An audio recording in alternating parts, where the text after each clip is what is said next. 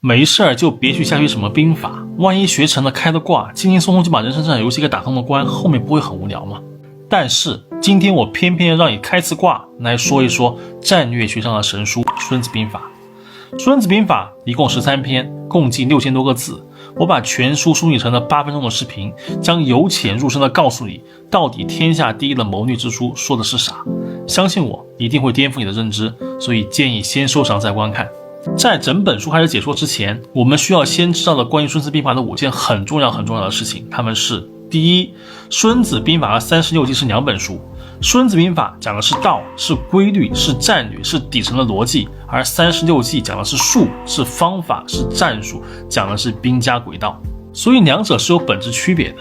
第二，《孙子兵法》告诉你的不是什么万金油的必胜战法，而是让你不要头脑发热的不战之法，让你知道在什么情况下可能会搞不过对手，你就应该躲远一点。第三，孙子兵法传授给你，不是让你拿去虐对手的，或者怎么样能逢场必胜的武功秘籍，而是教你就算打不过，但至少能够维持不败的龟缩法门。第四，孙子兵法并不是什么让你上了战场之后能够通过你的机智化险为夷的微操游戏，而是让你在干架之前就能想清楚，确保有必胜的把握再上去干，而打仗只是走个形式的心算之法。第五，孙子兵法最牛逼的地方是在于你一旦融会贯通了，你就能做到一生不败，而你只要不败，你就能永远保留取胜的机会。好的，那我们现在就开始非常简单的来总结一下孙子兵法的各个章节到底在说什么，然后再通过详细的解说谈一谈最重要的兵法心得。孙子兵法共计13篇，前3篇分别叫做史记篇、作战篇和谋攻篇。这3篇总结起来就是如下有递进层次的3句话。第一句，打不过就不要打；第二句，打得过但是打不起也不要打；第三句，打得过并且也打得起，你还是得再冷静冷静，咱尽量能不用武力解决的就不要用武力解决。好了，前3篇恭喜你学会了。第4篇，军行篇。你如果考虑清楚了，你就是要干，你决定一定要干，咱们也有实力可以去干，那行，还得再冷静冷静。咱们的目标确实是清晰的，但是还是得想清楚怎么干能干得过再上去干嘛。第5篇，兵事篇。既然要干，那咱就要讲究方法，该什么时候上多少人，上去干嘛，怎么正面打，怎么反手掏，都是有讲究的，都得安排好才能制胜。第6篇，虚实篇。要干仗就要在有利于我们的状态和环境下下手，要掌握场子的主动权，时间地点都得由我们来定。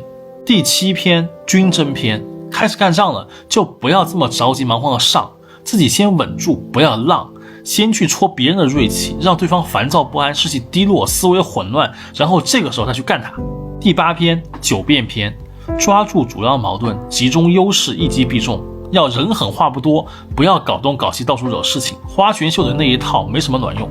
第9篇，行军篇。要干仗就要因地制宜，充分的利用各种环境和地形，有32种观察的方法，你可以慢慢的学。第10篇，地形篇。6种基本的地形和战术的原则，不用懂为什么，干仗想赢背下来就行了。第11篇，九地篇。告诉你想干仗干得过，你得学会心理学，得研究人性，得随时准备好背水一战，置之死地而后生，别给自己留退路。第12篇，火攻篇。告诉你古兽最终极的武器该怎么玩。第13篇，用剑篇。告诉你人民币玩家和普通玩家的区别，你只要舍得 K 金，把对方的人全部收买过来，把对方的信息全部都搞到手，就像你玩游戏全地图可见，那干个仗还不是轻松又简单的事情吗？俗话说，能用钱解决的事儿都不是大事儿。好了，这就是孙子兵法的全书13篇。那么接下来进入我们的正题，我将从5个方面来告诉你孙子兵法这13篇到底该怎么用。第一，所有的战略、战术、战法不要去相信什么以弱胜强的鬼话，孙子兵法里面尤为强调这一点。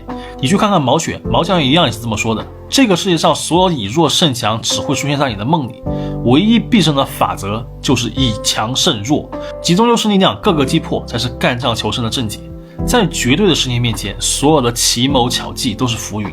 干之前一定要做好 SWOT 分析，把5式7计的全面评估，分析好敌我双方的优势和劣势，对兵法中提到的5个方面和7个科目进行打分，分数越高就越能取胜，分数太低那就算了吧，洗洗睡吧，别想了。兵者，国之大事，死生之地，存亡之道，别瞎折腾。牌面不好就要学会弃牌，别周润发看多了，整天什么 all in all in 的，第二，充分的分析完了，觉得分数很高，硬件条件也占优，觉得能干得赢，那就要思考第二个问题，干的代价大不大？干这个仗的目的是什么？值不值得去干？很多时候自己不是被别人打败的，而是被自己打败的。啥意思啊？仗干多了，兄弟们也很累的呀。你自己呢，跟打了鸡血一样的，以为自己天下无敌了，一天到晚带着兄弟们干啊，兄弟们累得快死啊，那还不烦吗？为什么这么多的大公司日子难过，离职率高？上面的领导是自我感觉良好，觉得自己创意无限，每天就出一张口，下面一帮兄弟们陪他玩得累死，这样的公司能搞得长吗？第三，昔之善战者，先为不可胜，以待敌之可胜。不可胜在己，可胜在敌。很多人很不理解，说打都没打怎么就赢了呢？这就是孙子兵法的顶级智慧。你搞不过别人，或者搞别人代价很大，最聪明的做法就是不要冲动。你的命不值钱吗？拼什么命呢？你得先把自己搞强大了，你得自己先活好了，等着别人出错，你才有可乘之机啊。很多人的败不是被你搞败的，是被他自己搞败的。多行不义必自毙，听说过吧？笑到最后的一定不是那个笑到最好的，但一定是那个活得最长的，同意吗？自己稳住不要浪，然后等对方失误才能以逸待劳，收割成果。一定要记住，不作死就不会死。干仗这个事儿放在任何情况下都不是什么好事儿。干赢了杀敌1000自损800，干输了就啥都没了。所以一定要谨慎谨慎再谨慎。第四，永远要记住，胜利是手段不是目的。干这事情一定要想清楚到底是为什么而干。如果是想让别人服气，有没有更好的办法去解决？为什么说是攻心为上，攻城为下？能不要有损失就不要有损失，什么事情好好商量嘛。孙子其实是特别正能量一个人，不是什么反社会型人格。他一直主张的是能保一座城就保一座城，能保一个人就保一个人，这样夺过来的城池才有意义嘛。一座空城民心向背，这样的城池你把它搞过来又能怎么样呢？要想把一个人打败那是很难的，他可以顽抗到底呀，除非他自己认输，不然他一辈子都不会输，同意吗？第五，孙子兵法的终极要义不是教你怎么打赢，而是教你如何接受失败。知己知彼，百战百胜。这个里面最重要的不是知彼呀，而是知己呀。自己什么都想干，什么都想赢，但是自己是个什么样的人，自己没点数吗？如果孙子兵法就是一个人成功的条件，你一条一条的对着给自己打个分，你能得多少分？所以孙子一直强调的是要提高自己，要加强自己。当自己的实力配不上自己的野心的时候，要学会隐忍，要学会窝着。但是隐忍和窝着并不代表着躺平，你得憋着一股狠劲儿，暗地里加油，拼命的干。虽然现在是铁能无用，但是积累好的力量就能一飞冲天。这才是孙子兵法教会你的必胜法则啊！今天就说这么多，关注99，带你看透人心，读懂人心。